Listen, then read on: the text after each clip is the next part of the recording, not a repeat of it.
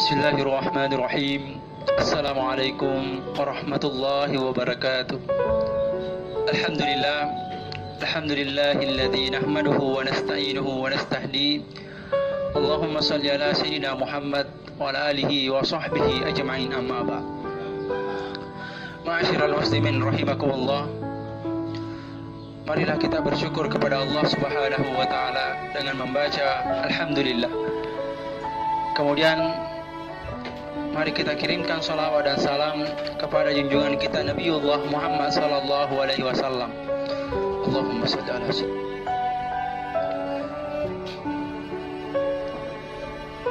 Adapun pada pembahasan yakni dalam Quran surah Al-Anfal ayat 11, wa yunazzilu 'alaikum minas samaa'i ma'an liyutahhirakum, yang artinya dan Allah menurunkan kepadamu hujan dari langit untuk menyucikan kamu dengan hujan itu. Kemudian masuk kepada pembahasan al-fikhi atau faham, yang artinya kepandaian dalam mengeluarkan hukum. Kepandaian ini tidak ada pada setiap orang, akan tetapi kepandaian ini datang dari kemauan yang mendalam, yang dengannya seorang yang faqih mampu memahami hukum dengan benar. Secara istilah, fikih adalah sesuatu yang disimpulkan dari hukum-hukum syar'i yang berkaitan dengan amalan seorang mukallaf dari segi halal haramnya, mubah ataupun makruhnya. Jadi fikih adalah penerang jalan bagi seluruh manusia yang di dalamnya banyak mengandung hubungan manusia antara satu dengan yang lainnya, diri sendiri atau jamaah, dan hubungan hamba dengan Allah. Di dalam fikih ada beberapa mazhab yang mayoritas, yaitu yang pertama Imam Abu Hanifah, yang kedua Imam Malik, yang ketiga Imam Syafi'i, dan yang keempat Imam Ahmad bin Hanbal. Di dalam ilmu fikih ada beberapa hal yang perlu dibahas, tetapi yang paling penting di sini yakni terkait dengan masalah taharah atau bersuci. Apa itu taharah? Yakni secara bahasa taharah adalah suci dari najis. Secara istilah fuqaha, taharah adalah mengangkat hadas atau menghilangkan najis.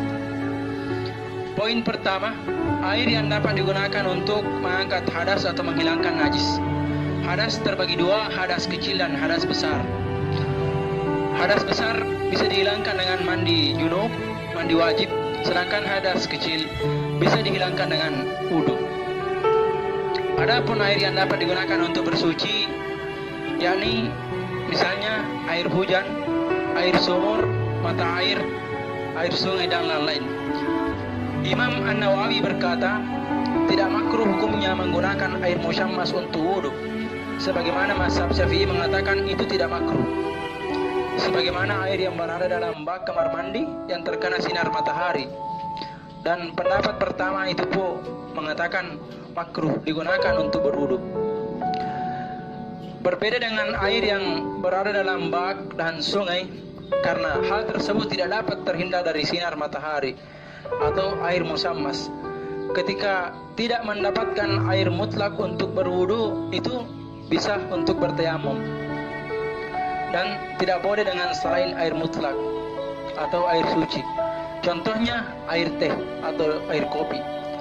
Imam An-Nawawi berkata pula, apabila air bercampur dengan sesuatu yang suci dan sesuatu itu ada yang mencampurinya, maka tidak mengapa bersuci dengan air tersebut, karena air tersebut tetap dalam kesuciannya.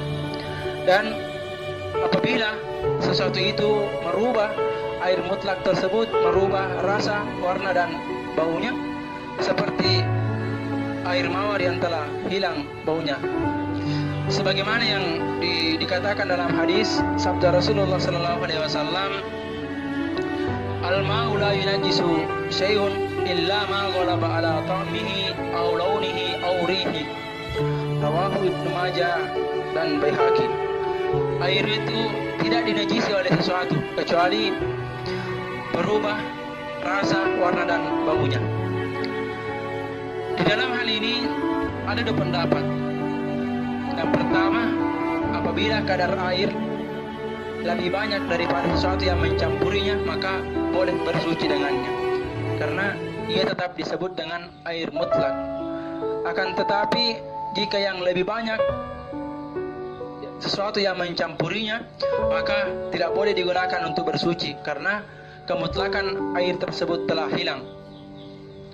Kemudian pendapat yang kedua, jika sesuatu yang mencampurinya itu diperkirakan meskipun pada hakikatnya menyelisihi air yang dalam sifatnya dan tidak merubahnya, maka diperbolehkan untuk bersuci dengannya.